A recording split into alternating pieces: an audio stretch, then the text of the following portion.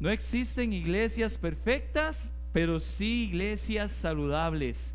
Juntos lucharemos para que la IBB San Rafael sea una iglesia saludable y piadosa. Amén. Hemos llegado a la antesala del clímax del plan de redención, la cruz. Al Señor le quedan poco menos de 72 horas de vida. Ya ha disertado en el templo, han pasado en el templo más tiempo que todo lo que habían pasado antes, entre el domingo y el martes, todo lo que habían pasado antes. Pero es la hora de salir del templo y lo dejan. Y cuando Jesús sale del templo, en un templo grandísimo, precioso, comienza su último discipulado. Pasa de enseñar públicamente a enseñar en lo privado. Salen por la puerta oriental, pasan por el valle de Cedrón, caminan un poco más y llegan al monte de los olivos. Ahora será su última vez ahí antes de su crucifixión. Otro monte afuera de la ciudad de Jerusalén, al noroeste, será el que le recibirá en unas horas, el monte Calvario.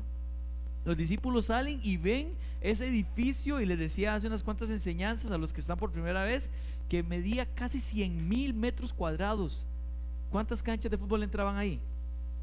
12, lo tiene bien fresco, mano, lo tiene horror. 12 canchas de fútbol completas podían entrar ahí. ¿Qué va a ser el CAR de la liga, verdad? Precioso, impresionante, algo bellísimo. Y Jesús les dice: de ese templo no va a quedar nada, nada va a quedar. Les dice: el templo va a ser destruido. Y ellos dicen: si se acaba el templo, se acaba el mundo, fin de la era, y viene el Mesías a reinar sobre Israel. Pero Jesús va más allá, y en esta conversación les enseña no solo lo que sucederá en una instancia más cercana, sino cómo será todo hasta el fin del mundo. Ahora, no perdamos esto de vista, iglesia. Lo más importante que podemos decir de estas enseñanzas es lo siguiente: este pasaje tiene un enfoque más pastoral que doctrinal. El Señor no está buscando que sus discípulos, ni los que le recibieron primariamente el texto, ni mucho menos nosotros, los que hemos seguido en el tiempo, estemos con una lupa esperando cualquier acontecimiento para tratar de descifrar cuándo viene el Señor. En todo caso, lo que usted y yo ocupamos saber del futuro, ya lo sabemos: Cristo gana, amén. Va a ganar al final y reinará por siempre. Y no, yo estuve tentado, le estoy diciendo, estuve tentado a poner ahí el título del mensaje, a lo mejor: ¿cuándo viene Jesús? Y todo el mundo metiéndose a ver el mensaje: ¿cuándo viene? Y no, hermanos, lo cierto del caso es que la fecha nadie la sabe. El enfoque del Señor era que quitaran su confianza en cualquier cosa que no fuera Él, y que se dedicaran a vivir vidas piadosas, siéndole fieles al Señor. La escatología no se trata de aferrarme a señales o acontecimientos en el futuro, sino en gozarme en el Señor, que ya tiene control del mismo. Así que si alguno está conectado ahorita y dice: bueno, pero ¿cuándo vendrá Jesús por su pueblo? ¿Cuándo será el arrebatamiento de la iglesia?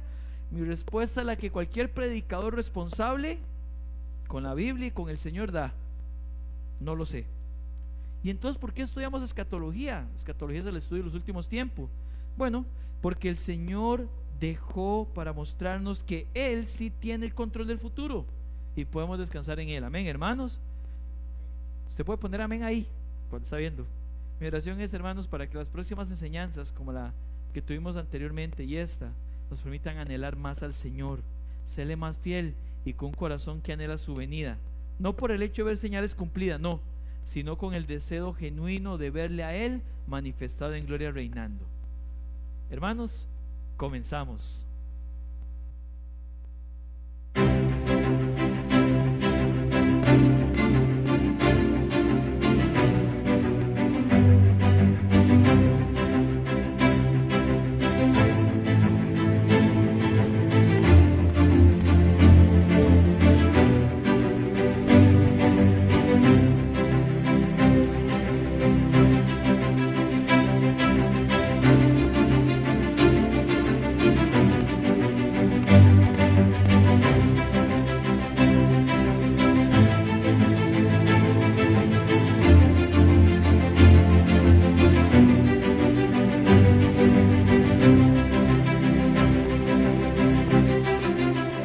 Somos IBB San Rafael, una iglesia saludable.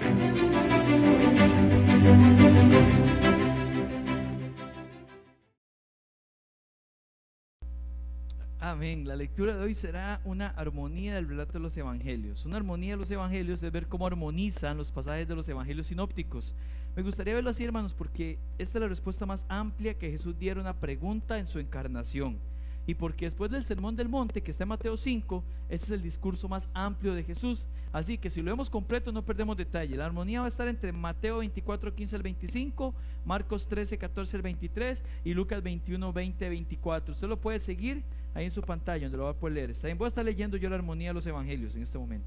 Dice así: pero cuando viereis a Jerusalén rodeada de ejércitos, sabed entonces que su destrucción ha llegado. Por tanto, cuando veáis en el lugar santo la abominación desoladora de que habló el profeta Daniel, puesta donde no debe estar, el que lee, entienda, vea esto, el que lee, entienda. Entonces los que están en Judea huyan a los montes, y los que están en medio de ella váyanse a los que están en los campos, no entren en ella. El que está en la azotea no descienda a la casa, ni entre para tomar algo de su casa, y el que está en el campo no vuelva atrás para tomar su capa. Porque estos son días de retribución, para que se cumplan todas las cosas que están escritas.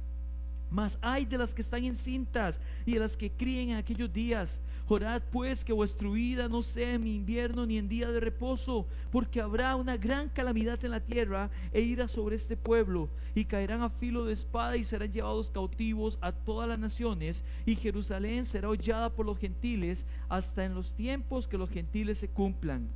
En aquellos días habrá entonces gran tribulación, cual no ha habido desde el principio del mundo que Dios creó hasta ahora, ni la habrá. Esto es clave, una gran tribulación que no ha habido. Y si el Señor no hubiese acortado aquellos días, nadie sería salvo, mas por causa de los escogidos que Él escogió, acortó aquellos días. Entonces si alguno dijere: mirad, aquí está el Cristo, o mirad, allí está, no lo creáis.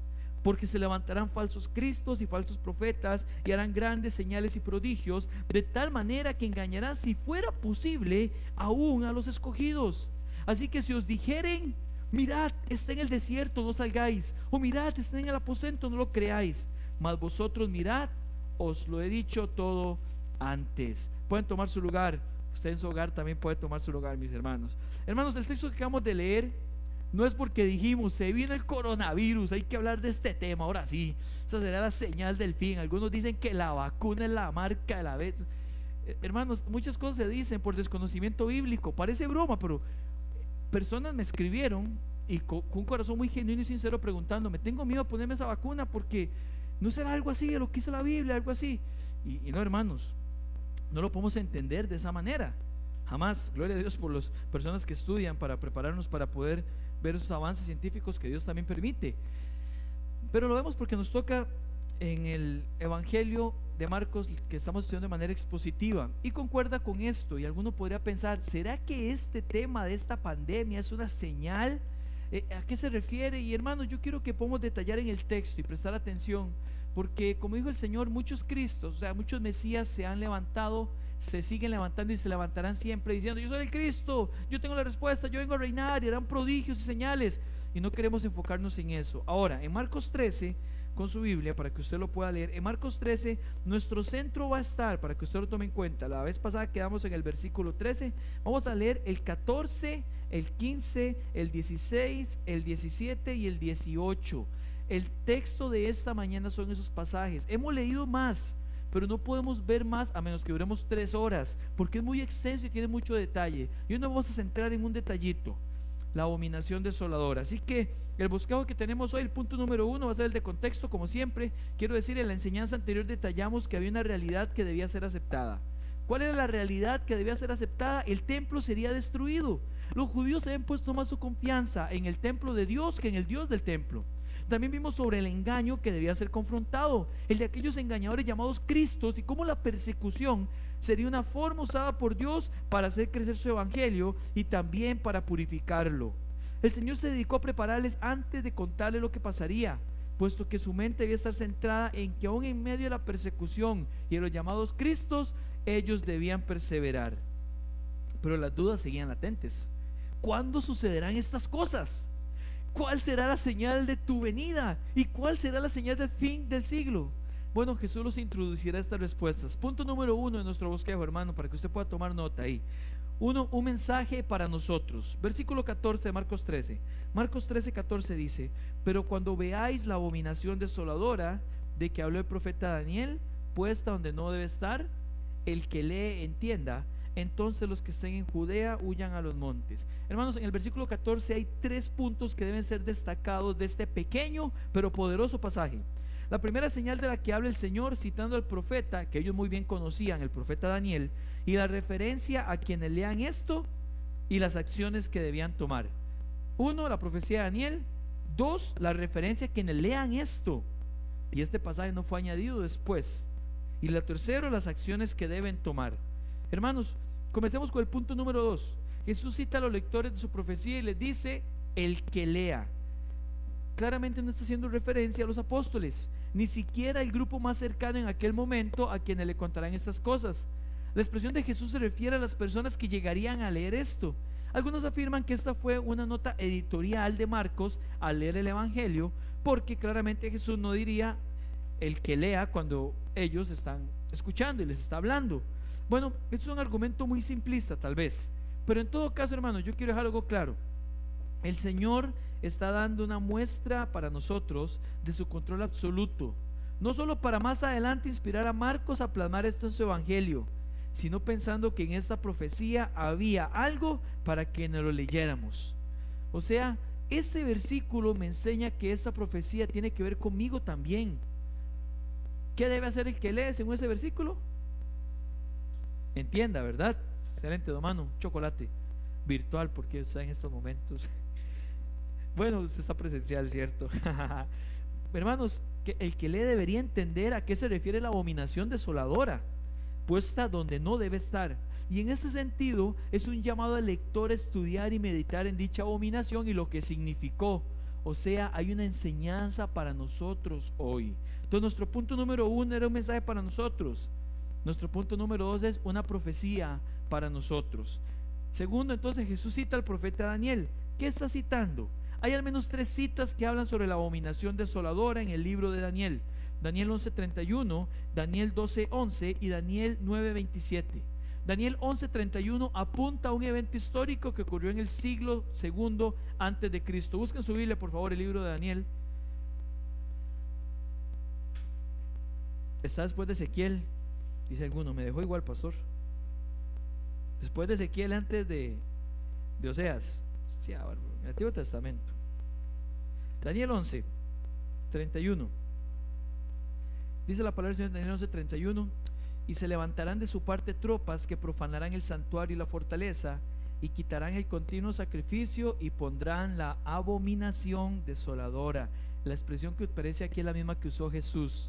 También está Daniel 12:11. Daniel 12:11 dice: y desde el tiempo que se ha quitado el continuo sacrificio hasta la abominación desoladora habrá 1290 días. Este versículo es muy importante, pero ahorita lo detallamos. Daniel 9:27. Daniel 9:27: y por otra semana confirmará el pacto con muchos, a la mitad de la semana hará cesar el sacrificio y la ofrenda, después con la muchedumbre de las abominaciones vendrá el desolador, hasta que venga la consumación y lo que esté determinado se derrame sobre el desolador. La traducción que tenemos usted y yo en nuestra versión, traducción de la Biblia, la Reina Valera, dice: de las abominaciones vendrá el desolador. Eso suena como el desolador como un sustantivo de una persona. De las abominaciones vendrá el desolador es una expresión exactamente igual a la que Jesús utiliza también en el Evangelio de Marcos. O sea, vendrá la abominación desoladora también. Está hablando cerca, porque es un participio lo que está ahí. Entonces está hablando 3 veces de lo mismo. Ahora, Daniel 11:31 apunta a un evento histórico que ocurrió en el siglo II antes de Cristo. Para los judíos esto es importante. Toda idolatría es una abominación. Deuteronomio 29:17, Segunda de Reyes 16:3 dicen esto. Se lo repito para que los apunte y los pueda buscar después. Deuteronomio 29:17, Segunda de Reyes 16:3. El templo judío fue profanado en el 167 a.C.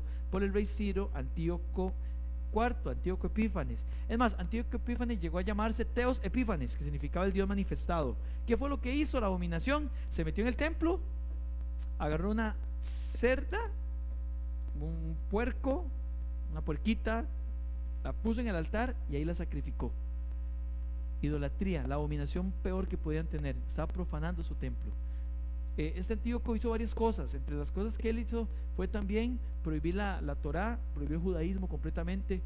Comenzó a matar también niños. Era una persona completamente opuesta, un anticristo literalmente. Y él hizo la abominación desoladora. Eso es lo que Daniel profetiza en el capítulo 11. Ahora, no obstante, Jesús llega y dice en Marcos 13, el versículo 14: pero cuando veáis la abominación desoladora. Les pregunto, hermanos, Jesús está hablando en pasado, presente o futuro. En futuro, ¿verdad? Quiere decir que Jesús está diciendo que la abominación desoladora que menciona él no fue la del siglo II antes de Cristo. De manera que, y tal y como lo explicamos en la enseñanza anterior, estamos aquí ante una profecía de las que se llaman de doble cumplimiento, o en palabras del comentarista William Hendrickson, él dice: aquí estamos tratando con pasajes proféticos. El único camino recto y seguro es interpretarlos en armonía con otros similares. Se contemplan dos o aún más sucesos como si fuesen uno. Ahora, si ya sucedió una abominación desoladora, ¿cuál será la siguiente? ¿Y cuáles eventos la rodearán? Bueno, nos toca ver el otro pasaje de la profecía de Daniel para ver las características descritas y ver dónde calza. Otra vez, Daniel 9, ahí vamos a aprovechar un buen tiempo. Hoy nuestro tiempo va a girar en torno a Daniel 9, hermanos, y ojalá usted pueda tomar buenos apuntes, porque es tremendo, es importantísimo ver cómo toda la Biblia se conecta de una a otra. Daniel 9, versículos del 20 al 27. Permítame leérselos, ¿está bien? Daniel 9, del 20 al 27 dice la palabra de Dios así. Lo veo el contexto antes de leerlo. Daniel sabe que se cumple 70 años del cautiverio en Babilonia. El cautiverio en Babilonia fue que Israel tiene su gobierno, están felices con Salomón. Salomón se entrega a la idolatría. Entonces Dios le dice: Salomón, usted está echando a perder, su reino no va a ser confirmado para siempre. El reino se divide en dos. El hijo de Salomón, Roboam, a lo que se conoce como el reino del sur, era la provincia de Judá y Benjamín. El reino del norte, las otras 10 provincias, de esta manera, 10 tribus, asume un judío, porque no tenía ningún tipo de descendencia, llamado Jeroboam, y gobiernan 20 personas. Ahora, durante los primeros 20 gobiernos que tiene el reino del norte, todos son malos, nadie hace lo bueno. ¿Qué es una cosa buena? Todos son malos delante de Dios. Y Dios dice: hasta aquí. Los entrega a un reino que en aquel momento era muy poderoso, el reino de Asiria, en el 722 antes de Cristo. Entonces lo que hace con el reino de Asiria es que ellos se encargan de meterse y se mezclan. De esa mezcla entre asirios y judíos es que se da digamos de esta manera, la mezcla que da para los samaritanos. Por eso es que los judíos no creían a los samaritanos, porque mezclaban lo pagano de los asirios, digamos que lo cristiano que había, lo cristiano no, la adoración a Dios judía que existía, y se mezclaban ahí. El otro reino, el pequeñito, el reino donde viene la promesa, por donde iba a venir el Mesías, porque era la descendencia de David, el reino del sur, lo que hace es que siguen haciendo, de los 20 reyes hubo reyes buenos, pero la mayoría también fueron malos. Dios dice: también se van. Tengo que castigar lo que están haciendo. Y entonces en el año 605 antes de Cristo, Babilonia los conquista. Pero Babilonia trabajaba diferente. Babilonia llegó realmente un poquito antes, pero la forma de trabajar de Babilonia era diferente. Babilonia lo que hacía era agarrar a las personas, llevárselas a Babilonia, adoctrinarlos en Babilonia, y después de adoctrinarlos en Babilonia, devolverlos para que ellos fueran los que gobernaban. De ahí sale Daniel, que está en un exilio, pero hay una promesa en el medio. Hay una promesa en el medio. Dice Jeremías 29:10, usted lo puede leer en su pantalla, no lo busque. Porque así dijo Jehová: cuando en Babilonia se cumplan los 70 años, yo os visitaré y despertaré sobre vosotros mi buena palabra para haceros volver a este lugar. Eso es lo que dice Jeremías 29:10. Dios le dijo: cuando se cumplan 70 años van a volver. Y entonces Daniel dice: ya se están cumpliendo 70 años. Y Daniel se pone a orar, decirle, él quiere, Daniel, que los suyos, y les pide perdón al Señor por la iniquidad, vuelvan a Israel, e Israel vuelva a ser libre, gobernado por su Señor. Daniel 9:17, con su vista dice: ahora pues, Dios nuestro, oye la oración de tu siervo y sus ruegos, y haz que tu rostro resplandezca sobre tu santuario asolado, tu rostro sobre tu santuario, por amor del Señor. Daniel dice que cuando vuelvan se encuentren libres de pecado para que Dios pueda volver a gobernarlos. Y en medio de esta oración, dice el versículo 20, con su vista aún estaba hablando y llorando y confesando mi pecado y el pecado de mi pueblo Israel, y derramaba mi ruego delante de Jehová. 21, aún estaba hablando de oración cuando el varón Gabriel, a quien había visto en la visión al principio, volando con presteza, vino a mí. El ángel Gabriel les trae un mensaje. Este mensaje es sumamente relevante, hermanos, porque da un marco hermenéutico para entender lo que sucederá. Es imposible, o cuando menos no es honesto, tomar una posición escatológica sin usar la base profética a la que apunta Daniel. Esta profecía además es sumamente importante porque establece el método literal de interpretación histórico-gramatical que nosotros usamos para la profecía. El ángel Gabriel vino a explicar, bueno, para toda la Biblia, el ángel Gabriel vino a explicarle que ese no era el momento para que el Señor volviera a reinar. Vea lo que dice versículos 22 y 23. Y me hizo entender el ángel Gabriel a Daniel, y habló conmigo diciendo: Daniel, ahora he salido para darte sabiduría y entendimiento. O sea, Daniel, voy a explicarte lo que va a pasar. Al principio de tu ruego fue dada la orden, y yo he venido para enseñártela porque tú eres muy amado. Entiende pues la orden y entiende la visión. Hermanos, le dice Daniel: voy a darte algo. Versículo capítulo 9, versículo 24. 70 semanas están determinadas sobre tu pueblo y sobre tu santa ciudad, para terminar la prevaricación, 1, para poner fin al pecado, 2, expiar la iniquidad, para traer justicia perdurable, expiar la iniquidad, 3, justicia perdurable, 4, sellar la visión y la profecía, 5, y ungir al santo de los santos, 6. 6 acontecimientos van a ocurrir. Ahora, dice 70 semanas. No habla de 70, como dice aquí, 70 periodos o 70 semanas como si ya la tendríamos, un año y resto. La traducción 70 semanas es más exacta leída, hermanos, como 70 sietes, y hace referencia a 70 periodos de 7 años. Así como existe una semana de 7 días, para los judíos también había un periodo de 7 años. Entonces, los comentaristas estamos de acuerdo en hacer referencia a 490 años, 77. Ahora usted dice: pastor, y cuando habla de semanas de días es diferente. Sí, ven el capítulo 10, el versículo 2. Dice: en aquellos días yo, Daniel, estuve afligido por espacio de 3 semanas. Ahí literalmente dice: estuve afligido por 3 7 de días. Arriba dice 77. La palabra emera, que es en la Septuaginta, es la clave para entender cuando habla de semanas de días. 3 7 de días. Ahora, por este motivo es que decimos 70 semanas, y todos estamos de acuerdo, habla de 490 años. ¿Qué va a pasar en esos 490 años? 6 acontecimientos. Termina la prevaricación, se pone fin al pecado, se expía la iniquidad, se trae justicia perdurable, se sella la visión y se unge el santo de los santos. Ahora, hermanos, estos 6 acontecimientos están relacionados ¿con quién? Versículo 24, ¿qué dice? Están determinadas sobre quién, sobre tu pueblo y sobre tu santa ciudad. Alguien diría: claro, el pueblo hace referencia al pueblo, a la iglesia, al pueblo de Dios. No, pero si por quedara la duda, no solo dice su pueblo, es tu santa ciudad. ¿Cuál ciudad? La traducción en el original lo que dice ahí es sobre Sión. O sea, está hablando de un lugar físico y terrenal. ¿Por qué eso es importante? Porque, hermanos, es una profecía que debe cumplirse con Israel. ¿Qué sigue diciendo? Versículo 25.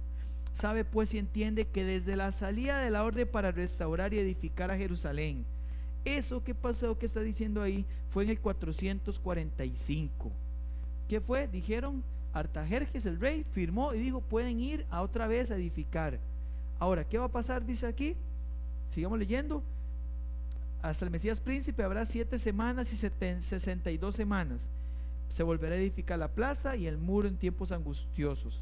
¿Qué sucede a las 7 semanas o a los 49 años? No hay nada que esté establecido que podamos ver. Algunos cuantos piensan que la primera división de 49 años es el periodo hasta que la profecía terminó de escribirse.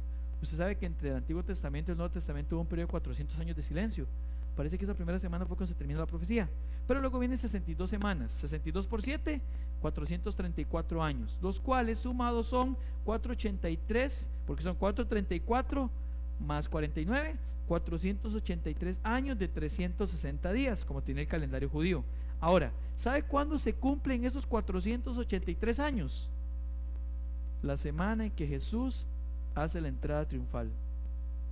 el domingo previo a este martes que estamos hablando. En esa semana se cumplían las 483 años, o sea, las 69 semanas de Daniel. ¿Qué es actitud la del Señor? Amén, hermanos. ¿Cuánta confianza podemos tener en un Dios que muestra su omnisciencia? Gloria a Dios por eso. Ahora, ¿cuántas semanas estaban determinadas según el versículo 24? 70. Y hasta aquí llevamos 69. ¿Cuántas semanas quedan? Una. ¿Y de cuánto tiempo debería ser esa semana? ¿De 7 qué? De 7 años, hermano. Y usted que lo está viendo, no se pierda que esto es muy importante, para que usted no salga diciendo: ya sé la marca, la bestia, ese es el chip que van a poner en el brazo. Vea, eso es importante. Ahora, si hay 69 semanas, que equivale cada semana a 7 años, y nos queda uno, bueno, tiene que ser 7 años. No hay nada para cambiarla, puesto que todas son identificadas como 70 de 7. Esto es importante, hermanos. No podemos llegar a decir que de las 70 semanas, 69 sí eran de 7 años, pero la que falta no. Una hermenéutica saludable no permite esto. Ahora, ¿qué sucede en esa semana 69? Lo que ocurre es que la vida del Señor es quitada. Vea lo que dice el versículo número 26.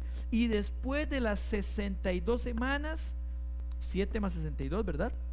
Se quitará la vida al Mesías. Cuando se cumplieron los 483 años, se le quitó la vida al Mesías. Eso es antes de la semana 70, de los últimos 7 años. Ahora, vea que llegué hasta en el versículo 26. Y después de las 62 semanas se quitará la vida al Mesías, mas no por sí. Vea el versículo 27. Luego leemos. Y por otra semana, ¿cuál semana? La semana 70, ¿verdad? Confirmará el pacto con muchos. ¿Quién está hablando? Y a la mitad de la semana hará cesar el sacrificio y la ofrenda. O sea, a los 3 años y medio. ¿De quién está hablando? Bueno, hermanos, ¡tanán! El versículo 26 nos explica algo que ocurre antes del versículo 27, o sea, antes de esa semana que falta. Vea lo que dice, esto es muy importante. 26, mas no por sí. Y el pueblo de un príncipe que ha de venir destruirá la ciudad y el santuario. Pregunto, ¿quién destruye la ciudad y el santuario? ¿El pueblo o el príncipe? Según ese versículo. Y el pueblo de un príncipe. No dice solo el príncipe, dice el pueblo. Eso quiere decir que entre la muerte del Mesías y el inicio de la semana 70 tenemos el pueblo de un príncipe que destruye la ciudad y el santuario. Sí, sí lo tenemos. Históricamente la ciudad de Jerusalén fue destruida, como lo vimos en la enseñanza anterior, en el año 70 por el Imperio Romano. Así que esto también es cumplido ya. Ya se cumplió los primeros años desde que salieron, cuando entró el Mesías, que se le quitó la vida al Mesías y que el pueblo de un príncipe que ha de venir destruye la ciudad del santuario. Sigue diciendo, y su fin será con inundación, y hasta el fin de la guerra durarán las devastaciones. ¿Las devastaciones sobre quién? ¿De quién estamos hablando? Del pueblo de Dios y la santa ciudad, sobre Jerusalén. Ahora, ¿qué más pasa entre la muerte del Mesías y la última semana? Bueno, hermanos, estamos en un periodo en el que usted y yo estamos, que se llama la iglesia. Si podemos ver, nunca se observa la iglesia en la profecía. Ellos no tienen claro. Esto es como que usted, cuando usted va manejando y ve una montaña grande, y usted dice, qué montañón. Y cuando sigue manejando y ya se mete y le da vuelta a la montaña, detrás de la montaña hay otra montaña más. Ellos no veían una separación nunca en la venida del Mesías, ningún en el Antiguo Testamento, y lo que es mejor, no veían a la iglesia como tal. Ahora, ya en el versículo 27 aparece la última semana, donde el príncipe que ha de venir confirmará el pacto. Sigamos leyendo. Versículo 27. Y por otra semana confirmará el pacto con muchos. A la mitad de la, o sea, va a ser un pacto él. A la mitad de la semana hará cesar el sacrificio y la ofrenda. Quiere decir que hay otra vez restaurado en ese pacto sacrificio y ofrenda. Después, con la muchedumbre de las abominaciones vendrá la desolación o la abominación desoladora, hasta que venga la consumación y lo que está determinado se derrame sobre el desolador. ¿Cuánto tiempo tiene que haber si a la mitad de la semana se cesa el sacrificio y la ofrenda? 3 años y medio. Vea lo que dice Daniel 12. Lo leímos ahora, pero ya quiero que lo vea con esta visión en la mente también. En Daniel 12, el versículo 11: y desde el tiempo que se ha quitado el continuo sacrificio, a la mitad de la semana, según Daniel 9:27, hasta la abominación desoladora, habrán 1290 días. 1290 días en calendario de 360 días son 3 años y medio también. Hermanos, es lo que Daniel llama en el 7:25 tiempo, tiempos y medio tiempo, en Apocalipsis 3, 5, 6, donde es roto el pacto y se comete la abominación desoladora. Aunque otra vez en nuestra Reina Valera 1960 se traduce el desolador, es un verbo participio, así que su mejor traducción sería las abominaciones que desolan. Vea esto. De hecho, la expresión de Jesús en Marcos 13, 14 es, ahí yo la puse para que usted la pueda leer, le puse como está en griego y también como se leería en español: Delugmates hermosios. Esa expresión es la misma expresión que se usa en la Septuaginta, aquí en Daniel 9:27. Y al final de Daniel 9:27 dice que esta abominación antecederá lo que está determinado. ¿Qué está determinado según el contexto? Último que vemos en Daniel, al puro final, ¿qué dice? Versículo 27: y lo que está determinado se derrame sobre el desolador. ¿Qué es lo que está determinado, hermanos? Versículo 24. ¿Qué está determinado sobre el versículo 24? Usted puede escribirlo ahí si quiere. Ustedes, hermanos, que están aquí, los de la música, el worship, ¿qué está determinado según el versículo 24? 70 semanas donde se está determinado que sean esos 6 acontecimientos. Ahora, ya entendemos que la abominación desoladora a la que Jesús apunta es un periodo que está después, en una semana y 7 años que todavía falta. Ahí está en el futuro. ¿Cuándo va a ocurrir? No sabemos. Estamos en lo que llaman los comentaristas, estudios bíblicos, un paréntesis que se llama iglesia. Y no vamos a profundizar en esto porque no es nuestro fin, pero más adelante vamos a ir viendo. Ahora, ¿cómo será esta abominación desoladora? El cuadro es Antíoco Epífanes, nuestra referencia. Debe haber una abominación donde, como dijo Jesús, la abominación se haga y esté donde no debe estar. Aunque algunos asocian la destrucción del templo con esa abominación desoladora, lo cierto del caso es que Tito Vespasiano, quien vimos en la enseñanza anterior, que había quemado el templo, que fue y destruyó la ciudad, no tenía pensado tocar el templo. Eso es lo que dice el historiador Flavio Josefo, y tampoco terminó profanándolo. Él no hizo una abominación desoladora, él no fue a ofrecer ningún sacrificio, él no hizo nada en el templo. La historia dice que alguien de los que entró de Roma tiró una tea adentro y que eso hizo que se quemara todo el templo. Yo no logro entender cómo, pero sucedió, y solo 3 columnas quedaron.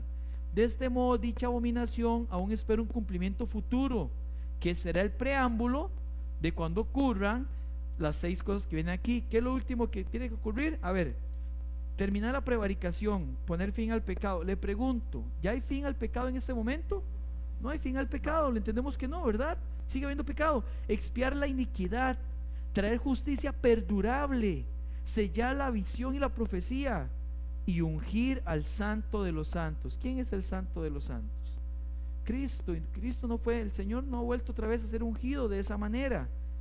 Hermanos, si dicha abominación fuese ubicada en el 70 después de Cristo, entonces después del 70, ¿cuántos años quedaban para que el Señor volviese a reinar?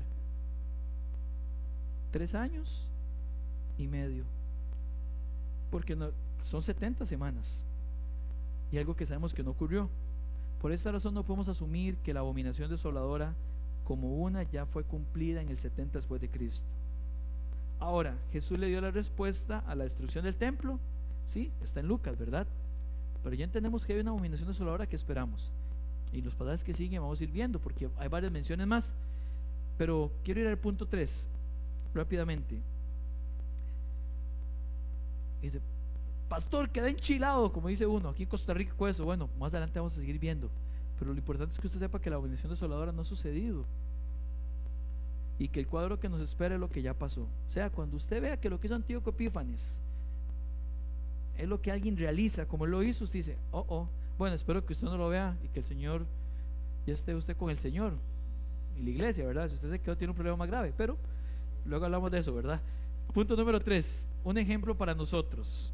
De hecho, Jesús les enseña que de la misma manera que procederían a realizar ellos con la destrucción del templo, así deberían hacer los que leen esta profecía en el periodo de la abominación desoladora. Ahora, eso es importante.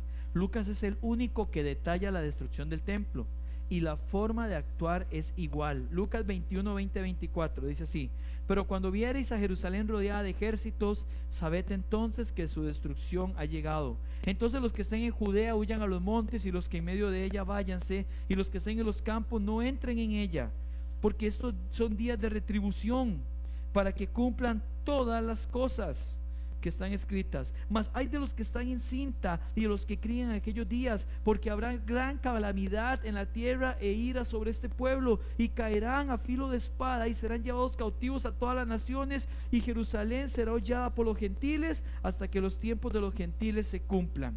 Ahora, usted lee esto en Lucas 21, 20, 24. Voy a pedirle a don Leo que nos lo deje en la pantalla, porfa, y vaya a Marcos 13, y usted dice: pero es paralelo a lo que dice Marcos 13, lo que acabamos de leer, versículo del 14 al 18. Pero cuando ve la abominación desoladora, la que habló el profeta Daniel, pues donde no debe estar, versículo 15, vea, y también dice: el que esté en la azotea no descienda a la casa, ni entre para tomar algo de su casa, y el que esté en el campo no vuelva a tomar la capa. Más hay de los que están en cinta, los que críen, orad para que vuestro día no sea en invierno. Hermanos, alguno dice: paz, pero si el pasaje es paralelo a Mateo y Marcos, ¿cómo es que sabemos que Jesús no hace referencia a la abominación que llama Marcos y al sitio que llama Lucas? Porque es una pregunta válida. Bueno, porque ya vimos que el cuadro de la profecía de la abominación desoladora de Daniel, en la profecía y en la historia de su primer cumplimiento, o sea, lo que hizo Antíoco Epífanes, no calzan con la descripción del sitio de Jerusalén. Primeramente, lo que sucedió con el sitio de Jerusalén no calza con lo que sucedió con Antíoco Epífanes. Punto número 2, en el versículo 14 de Marcos dice: cuando veáis, dice alguien: pastor, es que el versículo 14 dice cuando veáis, claramente espera que ellos lo vean, tiene que estar hablando que ellos iban a verlo. Bueno, hermanos, quiero ponerle un ejemplo de esto. Marcos 13, 29, hablándole, bueno, voy a leer desde el 24, esto es para las siguientes enseñanzas, pero voy a leerlo. Pero en aquellos días, después de aquella tribulación, el sol se oscurecerá, la luna no hará su resplandor, las estrellas caerán del cielo, y las potencias que estén en los cielos serán conmovidas. Entonces verán al Hijo del Hombre que vendrá en las nubes con gran poder y gloria. Pregunto, ¿esto que acabamos de leer ya ha ocurrido? No, ¿verdad? No sucedió todo esto. Pero el versículo 29: así también vosotros, cuando veáis que suceden estas cosas. Pero ellos no vieron lo que dice el 24, 25, 26 y 27. De la misma forma, Jacobo, que era uno de los que aparecen en la pregunta del versículo 3, vea lo que dice el versículo 3. Preguntaron: Señor, ¿cuándo va a suceder todo esto? Versículo 3 dice: y se sentó en el monte de los olivos frente al templo, y Pedro, Jacobo, Juan y Andrés le preguntaron: ¿cuándo va a suceder esto? Y Jesús le dijo: cuando veáis. Jacobo llegó a ver el templo destruido, no lo llegó a ver. Jacobo fue asesinado antes de eso. ¿Cómo resolvemos esto entonces? Porque le dice cuando veáis, y lo cierto del caso es que ellos no vieron todo lo que dice el versículo 24 al 27, y tampoco la abominación. Bueno, un comentarista explica que la conjugación en segunda persona del plural no se refiere directamente al grupo que lo recibe, que al igual que los profetas del Antiguo Testamento, que solían hablar en segunda persona al profetizar sucesos lejanos, era una manera común en que se expresaban. El Señor habló como si estuviera dirigiéndose directamente ¿a quiénes? A los que leen y entiendan, a quienes estén vivos durante el periodo en que esto se va a llevar a cabo. Algo así como cuando Pablo le dice en 1 Tesalonicenses 4:17, en la pantalla está: luego nosotros los que vivimos, los que hayamos quedado, seremos arrebatados juntamente con ellos en las nubes para recibir al Señor en el aire, y así estaremos siempre con el Señor. Sí, pero Pablo dice nosotros los que vivimos, y alguien dice: porque Pablo esperaba estar vivo. Yo podría argumentar: bueno, pero Pablo fue inspirado por el Espíritu Santo, y el Espíritu Santo sí sabía que Pablo no iba a estar vivo. Bueno, su forma de hablar es mostrar que más allá que el énfasis sobre el tiempo verbal, está en el principio que se está transmitiendo. Entonces, lo que me explica Lucas a mí, el capítulo 21, ¿qué deberían hacer los creyentes en el 70? Como un cuadro de qué deben hacer los creyentes para lo que viene a la segunda parte de la abominación desoladora. ¿Qué hay que hacer? Entonces los que estén en Judea huyan a los montes, y los que en medio de ella váyanse, y los que estén en los campos no entren en ella, porque estos son días de retribución, para que se cumplan todas las cosas que están escritas. Mas hay de los que estén encintas y de los que críen aquellos días, porque habrá gran calamidad en la tierra e ira sobre este pueblo. ¿Qué debían de hacer en el 70? ¿Qué deberían de hacer cuando los creyentes vean la abominación desoladora? Huir, ni siquiera acercarse a la ciudad. Si alguno está en la azotea, bajar por la escalera externa. En las casas de aquellos tiempos, la azotea tiene una escalera, la gente puede subir directamente sin entrar a la casa. De hecho, por eso en Marcos 2 hay unos amigos que suben a su amigo paralítico por el techo y lo bajan, porque había una escalera externa. Listo, está en la azotea, váyase de una vez. Si olvidó su capa, si está en el campo, no vuelva, váyanse a las montañas. Dicen los historiadores que muchos cristianos, Eusebio en el siglo IV cuenta que muchos cristianos en el 70 después de Cristo huyeron a Pella de Perea, y que ahí se refugiaron. Y el Señor dice: ay de las que estén encintas y críen. ¿Por qué, hermanos? Porque la huida de una mujer embarazada es más complicada que una que no le está. Qué lindo el Señor teniendo cuidado por eso, ¿verdad? También. Pero le dice algo más, y para mí eso es importante: oren para que su vida no sea en una época del año que sea difícil, en invierno. Dice aquí el 13:18. Incluso Mateo agrega que tampoco sea en día de reposo. ¿Por qué todo esto? ¿Cómo es más fácil correr? Hagámoslo en Costa Rica, tropicalizado, bajo un aguacero y tormenta eléctrica, o con solcito. Es muy interesante que Jesús los ponga a orar por el clima, ¿verdad? Entonces Jesús les da dos principios. Uno, no se pongan a pelear, huyan. Eso va a pasar, no gasten sus fuerzas en ello. Segundo principio, lo que pueden hacer previo a que eso suceda es orar, para que encuentren las mejores condiciones para cuando les toque huir. Es interesante porque hace unos versículos Jesús le dijo: presenten defensa, el Espíritu Santo les dirá qué decir, pero ahora huyan y oren para que sea un buen momento para huir. Hermanos, yo quiero que veamos un versículo más que termina reforzando el hecho de que la descripción de Marcos 13, 14 al 18 apuntan hacia el futuro. Versículo 19, y así concluimos nuestra enseñanza de hoy, hermanos. Porque aquellos días serán de tribulación. ¿Cuáles días? Los que viene describiendo desde la abominación desoladora, cual nunca ha habido desde el principio de la creación que Dios creó hasta este tiempo, ni la habrá. Hermanos, este versículo llama a esos días como de tribulación, pero lo más trascendental es que dice que de estos días de tribulación ni hubo ni llegará a haber. Si aquellos días se hubieran cumplido en el 70 después de Cristo, ¿cómo entenderíamos los principios de dolores que Jesús dijo en el versículo 8? Si aquella fue la tribulación más grande y horrible que jamás experimentó ni experimentará, este fue el dolor más fuerte que Jesús describe. Y ahora las cosas deberían ser entonces mejores, pero yo digo que las cosas iban a ir empeorando como un principio de dolores. Bueno, el versículo 19 se armoniza mejor con el contexto literal, histórico, gramatical que sitúa estos acontecimientos como futuro, y además armoniza con Daniel 9. Pero hoy vamos a detenernos aquí para meditar. ¿Qué aprendemos nosotros? Y usted que está ahí con nosotros, si todavía está, no sé, don Leo, espero que quede gente en la transmisión, porque sé que estos temas son carnita, son un buen bistec con buena cebolla, qué rico, hermanos. Pero vamos a detenernos porque no queremos solamente acumular información e historia, tenemos que ver qué aprendemos nosotros. Primero, Jesús les dijo: el que lee, entienda. Hermanos, lo primero que aprendemos es que las escrituras son para nosotros. Amén, hermanos. Usted que está ahí, escriba amén. Estamos en una época donde reina la apatía por las cosas del Espíritu de Dios. Los dolores de parto no solo se incrementan en el mundo en el sentido de todo lo que le rodea, también se nota una apatía cada vez más generalizada en la iglesia de Cristo. Hermanos, es posible amar al Señor desentendiéndonos de su palabra. Es posible amar al Señor desentendiéndonos de su palabra. Esta semana hemos leído un capítulo de Números de 89 versículos, 89, hermanos, y era muy descriptivo. Le pregunto, ¿lo leyó? Porque le digo algo: en medio de esos 89 versículos, el capítulo 7 de Números, hay unas pepitas de oro tremendas. ¿Sabe por qué algunos creyentes no leen la Biblia? Porque no creen en la Biblia. ¿Sabe por qué les cuesta leer un libro como Levítico y Números? Porque su flojera espiritual es tan grande que pueden invertir 40 minutos en una serie, pero no 10 minutos en la palabra de Dios.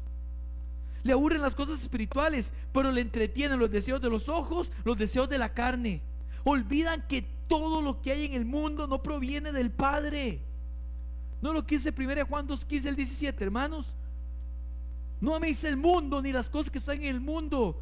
Si alguno ama el mundo, el amor del Padre no está en él. Porque todo lo que hay en el mundo, deseos de los ojos, de la carne y vanagloria de la vida, no provienen del Padre. Y hermanos, no está hablando de cosas malas Juan cuando escribe eso. Se refiere a todo lo que hay literalmente en el mundo. Pero hay creyentes que parecieran amar más este mundo y corren más para terminar una serie, una novela que exalte el adulterio, la fornicación, la impiedad, las malas palabras, el chisme, la mentira, que lo que corren para leer un versículo de la Biblia.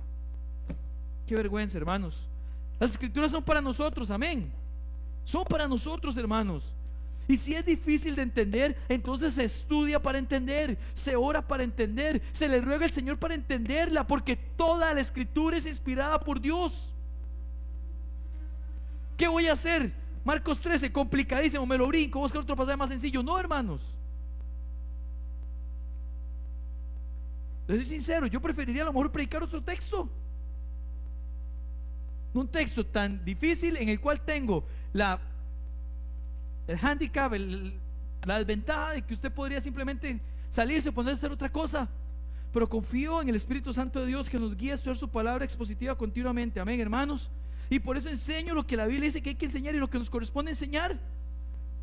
Y oro para que el Espíritu esté en su casa confrontándole y haciéndole meditar en esto, que el Señor tiene todo escrito y que ha dejado todo escrito para que le creamos a Él, para que podamos saber que en su nombre tenemos vida eterna, dice Juan. Pero no puede ser posible que hay creyentes diciendo: no, esto no lo leo. Hermanos, si es difícil, se ora, se pregunta, se le ruega al Señor para entenderla. O sea, ojalá no nos sintamos mal cuando pasamos un día sin meditar en la palabra, pero si lo hacemos en redes sociales. Hay muchos que no pueden estar un día sin la Biblia, pero no pasa un día sin ver su Facebook, su Instagram o la red social que utilice. Pastor, pero uso el Facebook para ver la prédica el domingo.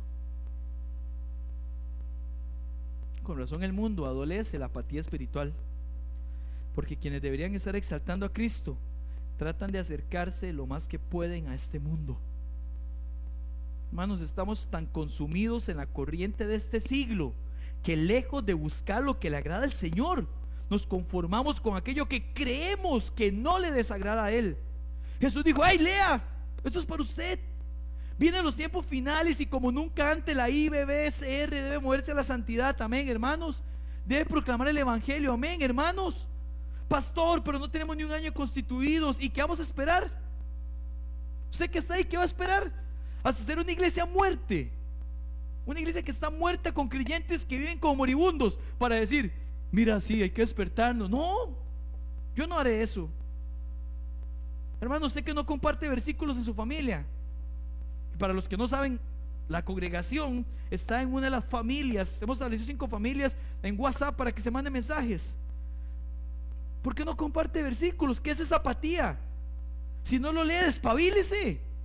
La iglesia sufre por la inacción suya, sufre por su flojera, hermanos, por su tibiez. Y si sí lo lee, ¿por qué no lo comparte? ¿Por qué le gana el orgullo? ¿Sabes? Sus hermanos ocupan verlo compartir ese versículo, para que cuando vea que comparten 2, 3, 4, diga: mira, yo también voy a compartir uno. Mira, ahí está mi hermano compartiendo. Somos tan egoístas que no me preocupa la gente que Dios ha puesto a mi lado para que crezca. Hermano, la escritura es para nosotros. Compártala, vívala, alimente a la iglesia con ello. Y si alguien nos está visitando en esta transmisión, yo quiero decirle algo. Vea, estoy muy feliz con tenerle. Los hermanos pueden decirle que yo solo me pongo así cuando enseño. En general no es mi forma de ser. Bueno, no sé. Amén, hermanos. Pero quiero decirle algo.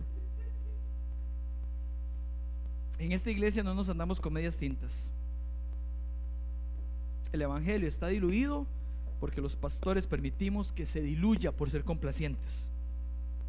Si usted está buscando una iglesia que le muestre la gracia y la verdad del evangelio, llegó a la correcta. Esto que estoy diciendo ahorita es la parte de la verdad. Pero si busca una iglesia que solo hable la gracia y la gracia y la gracia y el amor y todo bonito y que allá, le quedó mal. Por aquí nos toca echarle ganas a todos, porque la iglesia no solo es el pastor, ni de mi esposa, ni de los hermanos del liderazgo, ni mía, ni de los maestros. Todos vamos a luchar por ser una iglesia saludable. Amén, hermanos. Espero que usted lo pueda apuntar ahí. La escritura es para usted. Creyente, le exhorto: deje perder el tiempo y comience a meterse en el libro que enseña la verdad. Váyase a Números y comience a leer el capítulo y comparte ese versículo para sus hermanos. Número 2, segundo, no solo aprendemos que las escrituras son para nosotros, también los tiempos finales son para nosotros. Hermanos, el rey ya viene, amén. El rey ya viene, ponga ahí amén. Yo veo muchos cristianos que viven envanecidos en su salvación y pareciera que no les importa las almas sin Cristo. Escucho cristianos que hablan del evangelismo, de cómo la iglesia debe hacer algo, pero no mueven un dedo por Jesús. Se olvidan que cuando uno habla de la iglesia, habla de uno mismo, porque uno es parte de ella. No es justo decir: hay que hacer algo, hay que espabilarse. Usted no está haciendo nada. Algunos parecen desear que el Señor castigue con todos los impíos, como si fueran espectadores que ven los toros desde la barrera, como los romanos que veían en el Coliseo morir a los cristianos. Hermano, nuestro deber es estar en medio de aquellos que no tienen al Señor. Su papá, su mamá, sus hermanos, sus hijos, sus compañeros de trabajo, sus compañeros de escuela, las mamás y papás de los compañeritos de sus hijos, los vecinos, el de la pulpería. Ellos son nuestros campos para la siega, hermanos. ¿Sabe? Escuchar sobre el fin de los tiempos debe recordarnos que el tiempo está cerca, muy cerca. El día que estoy predicando este mensaje aquí con ustedes, el día que lo escribí también, hermanos, ustedes lo saben, mi abuelita está mal de salud, inesperadamente. Pero mi certeza es que en los últimos años hemos hablado del evangelio y yo sé que ella tiene claro en quién ha creído. Viera cómo llena eso de gozo. Pero le pregunto: ¿y los suyos? Hace una semana me avisaron de golpe que ella cayó inconsciente, y hasta el día de hoy no podemos ir a visitar, más con la situación que tenemos. Si le pasara eso a un familiar suyo, si no fuera posible volver a comunicarse con él, con ella, estaría tranquilo usted, tranquila, al saber que ya se entregó al Señor, él o ella. Usted que nos está viendo, que no conoce al Señor, yo no sé por qué usted está viendo esto. No, mentira, sí sé. Yo quiero decirle algo: arrepiéntase y crea el evangelio. Usted podría dejar de ver esto y suceder una tragedia. Dios no quiera que sea así, pero tal vez Dios le está dando una oportunidad ahorita. El fin de los tiempos en general está cerca, y de nuestra vida también. Nadie sabe cuándo le toca partir. Arrepiéntese y entréguese al Señor. Hermano, la profecía es para nosotros creyentes, para recordarnos: el Señor pronto viene. Debemos luchar por esas almas. Usted me dice: yo no sé cómo hacerlo. Hoy, 2 de mayo del 2021, a las 5 de la tarde, hora de Costa Rica, en Zoom, lo vamos a ver. Si usted que nos ve no está seguro de su salvación, por favor, no siga viviendo sin tener a Jesús como Señor y Salvador.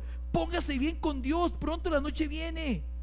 Entréguese a Él, dígale: Señor, me arrepiento y te confieso como mi Señor y Salvador. Quiero una vida anclada a usted, segura de que he sido salvado y viviendo una vida que te agrada. Dígaselo.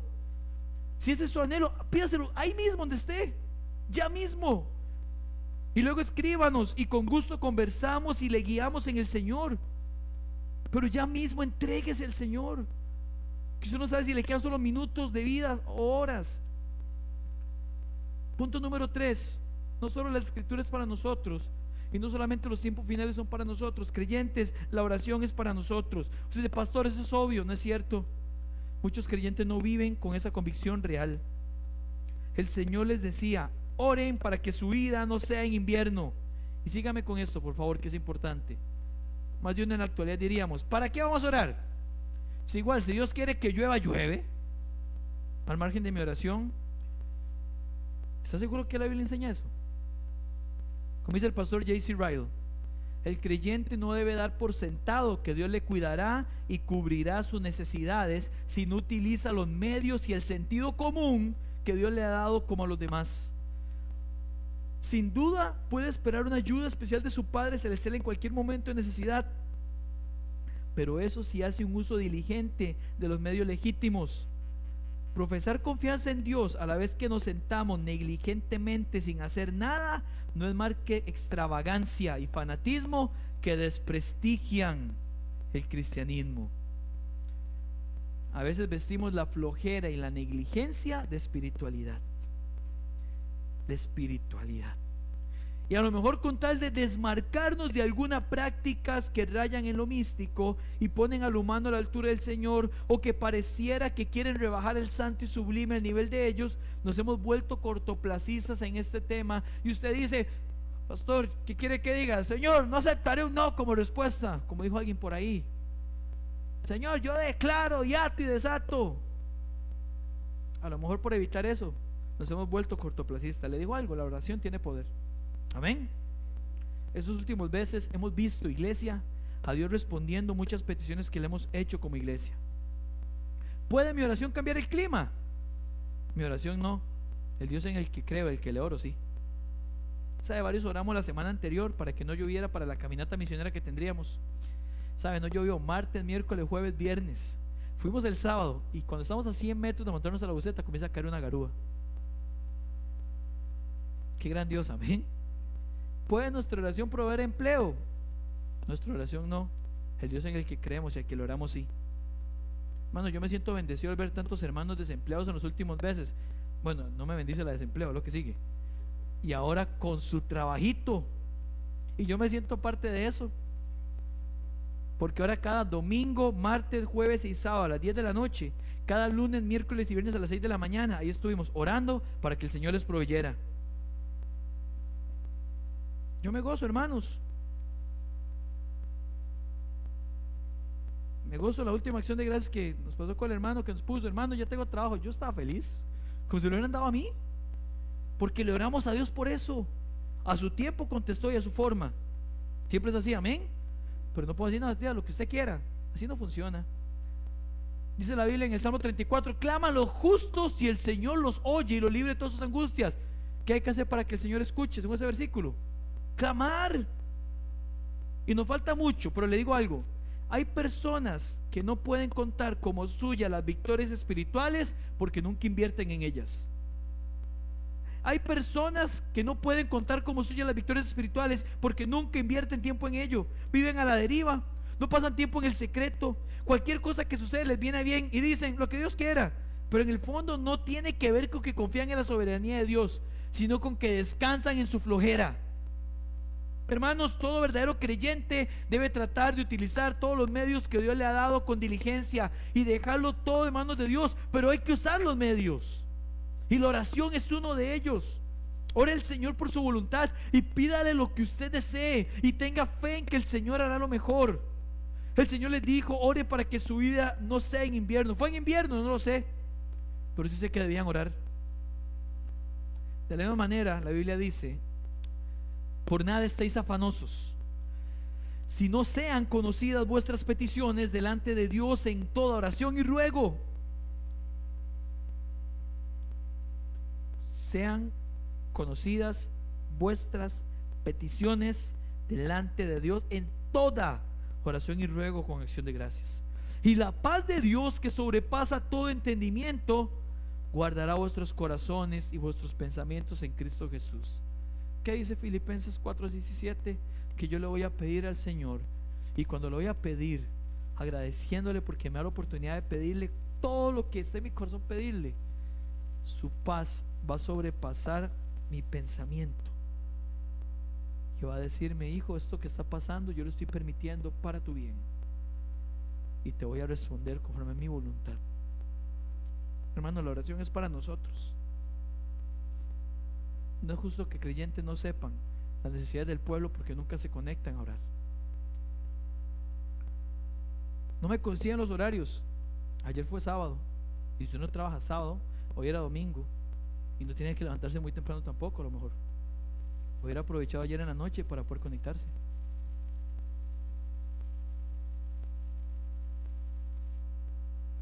Hermanos, es lindo estar conectados y celebrar victorias espirituales dadas por Dios. Qué lindo. Voy a contar ese testimonio. Le voy a pedir permiso a mi hermano Manuel para contarlo. ¿Puedo contarlo, hermano? Amén, gracias. El hermano Manuel hace unas cuantas semanas, un miércoles en la mañana, él dirige la oración de los miércoles. Es una oración poderosa, ¿vieron? Conéctese un miércoles en la mañana para que vea.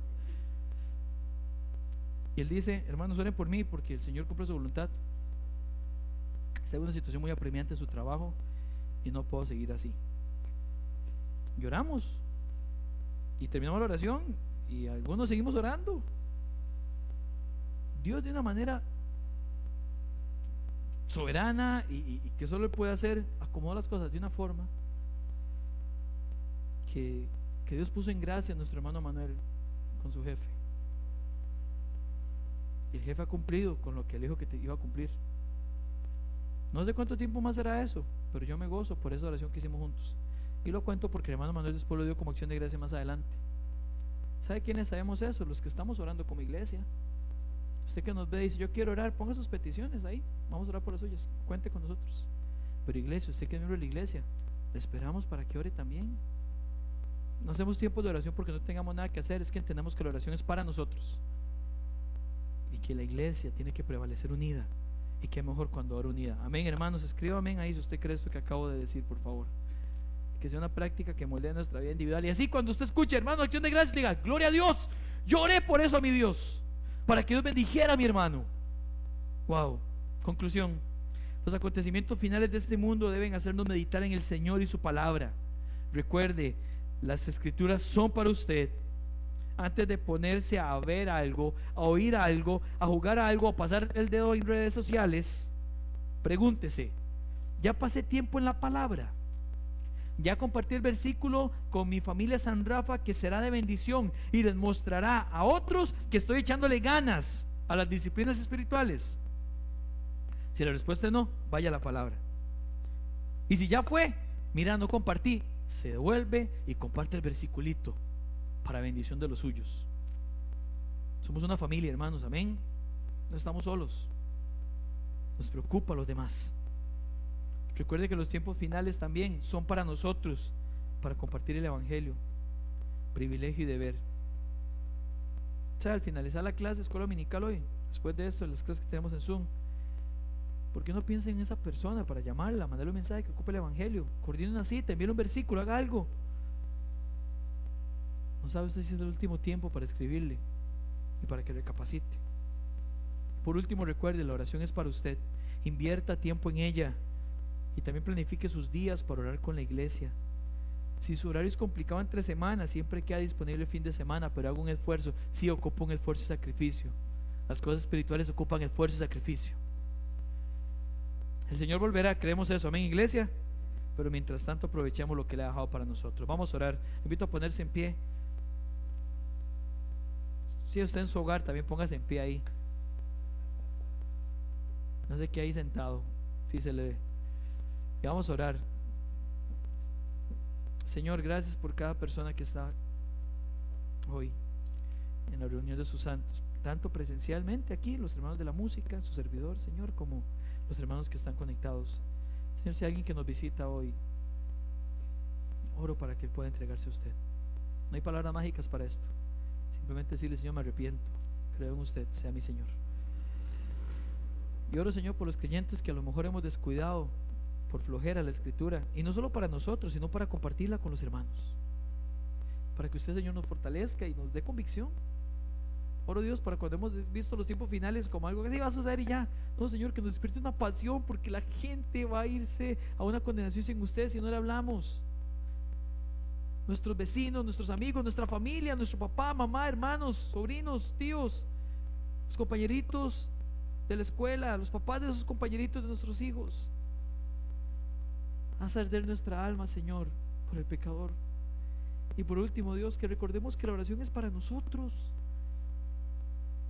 No para decir 3 palabras mientras nos quedamos dormidos, acostados en la cama, no, Dios, sino para agradecerle a usted y en cada momento, Señor, en que estemos, poder meditar en ella, Señor.